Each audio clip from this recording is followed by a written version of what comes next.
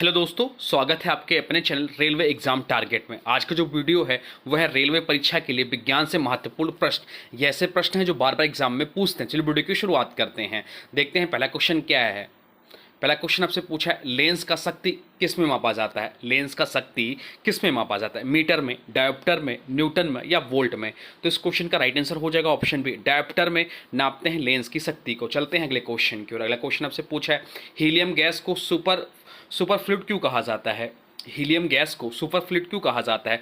उच्च द्रव्यमान के कारण, शून्य चिपचिपाहट के कारण, उच्च तापीय चालकता के कारण या उच्च आयनन क्षमता के कारण? तो इस क्वेश्चन का राइट आंसर हो जाएगा ऑप्शन बी, शून्य चिपचिपाहट के कारण। चलते हैं अगले प्रश्न की ओर। अगला प्रश्न आपसे पूछा है, न्यूनतम ऊर्जा पर स्थिर इलेक्ट्रॉन की किस स्थिति में पाया जाता है। न्यूनतम ऊर्जा पर स्थिर इलेक्ट्रॉन को किस स्थिति में पाया जाता है? उत्साहित अवस्था में, आयनित अवस्था में, ग्राउंड स्टेट पर या पैराबोलिक स्टेट पर? तो इसका राइट आंसर हो जाएगा ऑप्शन सी, ग्राउंड स्टेट पर पाया जाता है। चलते हैं अगले प्रश्न की ओर। अगला प्रश्न आपसे पूछा है, सोनार में किस प्रकार की तरंगे का उपयोग किया जाता है।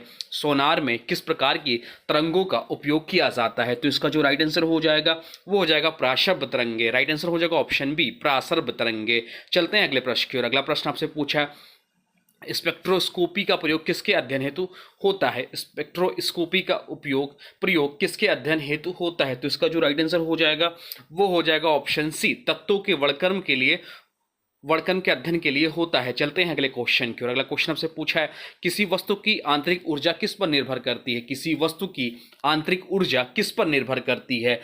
इसका जो राइट आंसर हो जाएगा वो हो जाएगा ऑप्शन सी, स्थिति पर निर्भर करती है। चलते हैं अगले क्वेश्चन की ओर। अगला क्वेश्चन आपसे पूछा है, ली चैटलियर सिद्धांत किससे संबंधित है।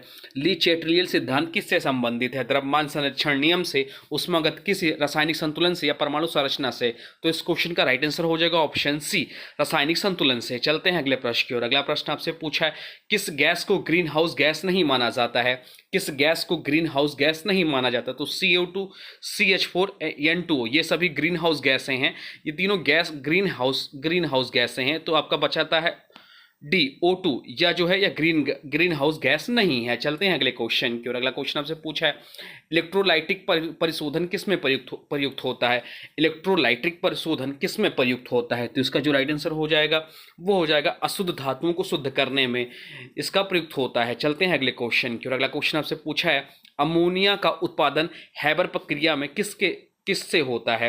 अमोनिया का उत्पादन हैबर प्रक्रिया में किससे होता है? हाइड्रोजन प्लस ऑक्सीजन से, हाइड्रोजन प्लस नाइट्रोजन से, नाइट्रोजन प्लस कार्बन से या ऑक्सीजन प्लस नाइट्रोजन से? तो इस क्वेश्चन का जो राइट आंसर हो जाएगा वो हो जाएगा option B, hydrogen plus nitrogen से होता है। चलते हैं अगले प्रश्न की ओर। अगला प्रश्न आपसे पूछा, सबसे मजबूत अम्ल कौन सा होता है। सबसे मजबूत अम्ल कौन सा होता है? सल्फ्यूरिक अम्ल, नाइट्रिक अम्ल, हाइड्रोक्लोरिक अम्ल या फ्लोरोसल्फ्यूरिक अम्ल? तो राइट आंसर हो जाएगा ऑप्शन डी, फ्लोरोसल्फ्यूरिक अम्ल जो होता है सबसे मजबूत अम्ल होता है। चलते हैं अगले प्रश्न की ओर। अगला प्रश्न आपसे पूछा है, रेडॉक्स अपक्रिया में क्या होता है। रेडॉक्स अपक्रिया में क्या होता है? केवल ऑक्सीकरण होता है, केवल अपचयन होता है, ऑक्सीकरण और अपचयन दोनों होते हैं, कोई परिवर्तन नहीं होता है? तो राइट आंसर हो जाएगा ऑप्शन सी, ऑक्सीकरण और अपचयन दोनों होते हैं। चलते हैं अगले प्रश्न की ओर। अगला प्रश्न आपसे पूछा है, डीएनए और आरएनए में कौन सा शर्करा अंतर है। डीएनए और आरएनए में कौन सा शर्करा अंतर है? तो राइट आंसर हो जाएगा ऑप्शन बी, डीऑक्सीराइबोज और राइबोज शर्करा का अंतर है। चलते हैं अगले क्वेश्चन की ओर। अगला क्वेश्चन आपसे पूछा है, मनुष्य के शरीर में कुल कितने जोड़े गुणसूत्र होते हैं। मनुष्य के शरीर में कुल कितने जोड़े गुणसूत्र होते हैं? तो इसका जो राइट आंसर हो जाएगा वो हो जाएगा ऑप्शन ए, 23 जोड़ी गुणसूत्र होते हैं मानव शरीर में या मनुष्य के शरीर में। चलते हैं अगले प्रश्न की ओर। अगला प्रश्न आपसे पूछा है, टी लिम्फोसाइट्स कहाँ पर परिपक्व होता है। टी लिम्फोसाइट्स जो है वह कहाँ पर परिपक्व होता है? अस्थिमज्जा में, थाइमस ग्रंथि में, यकृत में या प्लीहा में? तो राइट आंसर हो जाएगा ऑप्शन बी, थाइमस ग्रंथि में परिपक्व होते हैं। चलते हैं अगले प्रश्न की ओर। अगला प्रश्न आपसे पूछा है, आरएनए में कौन सा नाइट्रोजन क्षार अनुपस्थित होता है। आरएनए में कौन सा नाइट्रोजन क्षार अनुपस्थित होता है? तो इसका जो राइट आंसर हो जाएगा वो हो जाएगा ऑप्शन सी, थाइमिन नाइट्रोजन क्षार अनुपस्थित होता है। चलते हैं अगले प्रश्न की ओर। अगला प्रश्न आपसे पूछा है, विटामिन के की कमी से क्या होता है। विटामिन के की कमी से क्या होता है? अंधापन होता है, रक्त का थक्का नहीं बनता, हड्डियां कमजोर होती हैं, त्वचा रोग होता है? तो इसका जो राइट आंसर हो जाएगा वो जगह ऑप्शन बी, रक्त का थक्का नहीं बनता। चलते हैं अगले प्रश्न की ओर। अगला प्रश्न आपसे पूछा है, कोशिका सिद्धांत के प्रतिपादक कौन है। कोशिका सिद्धांत के प्रतिपादक कौन है? शॉन और स्लाइडेन है, हुगो द व्रीज है, रॉबर्ट ब्राउन है या लुई पास्चर है? तो कोशिका का जो खोज की थी वह रॉबर्ट ब्राउन ने की थी, पर कोशिका सिद्धांत जो दिया था प्रतिपादन किया था वह शॉन और स्लाइडेन किया था। तो इस क्वेश्चन का राइट आंसर हो जाएगा ऑप्शन ए। चलते हैं अगले प्रश्न की ओर। अगला प्रश्न आपसे पूछा है एटीपी का निर्माण किस प्रक्रिया में होता है। एटीपी का निर्माण किस प्रक्रिया में होता है। तो इसका जो राइट आंसर हो जाएगा वो हो जाएगा ऑप्शन सी, कोशिकीय श्वसन में होता है। चलते हैं अगले प्रश्न की ओर। अगला प्रश्न आपसे पूछा है डीएनए फिंगरप्रिंटिंग तकनीक किसके लिए प्रयुक्त होते हैं। डीएनए फिंगरप्रिंटिंग तकनीक किसके लिए प्रयुक्त होती है। जल परीक्षण के लिए, फसल की जांच के लिए, व्यक्ति की पहचान के लिए, रक्तचाप मापन के लिए। तो राइट आंसर हो जाएगा ऑप्शन सी, व्यक्ति की पहचान के लिए। चलते हैं अगले प्रश्न की ओर। अगला प्रश्न आपसे पूछा है सापेक्षता सिद्धांत के अनुसार द्रव्यमान में वृद्धि किस कारण होती है। सापेक्षता सिद्धांत के अनुसार द्रव्यमान में वृद्धि किस कारण होती है। तो इसका जो राइट आंसर हो जाएगा वो हो जाएगा ऑप्शन बी, गति के कारण होती है। चलते हैं अगले क्वेश्चन की ओर। अगला क्वेश्चन आपसे पूछा है डापलर प्रभाव किससे संबंधित है। डापलर प्रभाव किससे संबंधित है। तापमान से, ध्वनि की गति से, तरंगों की आवृत्ति में परिवर्तन से या प्रकाश की तीव्रता से। तो डापलर प्रभाव जो है तरंगों की आवृत्ति में परिवर्तन से संबंधित है। चलते हैं अगले प्रश्न की ओर। अगला प्रश्न आपसे पूछा है फ्लेमिंग का बायां हाथ नियम किसके लिए है। फ्लेमिंग का बायां हाथ का नियम किसके लिए है। तो यह जो है विद्युत मोटर के लिए। राइट आंसर हो जाएगा ऑप्शन ए, विद्युत मोटर के लिए।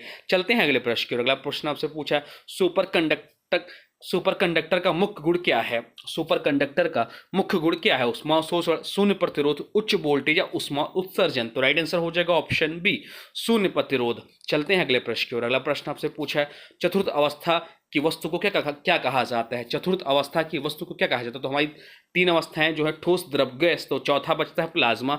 तो प्लाज्मा जो है चतुर्थ अवस्था है। प्लाज्मा को चतुर्थ अवस्था की वस्तु को कहा जाता है।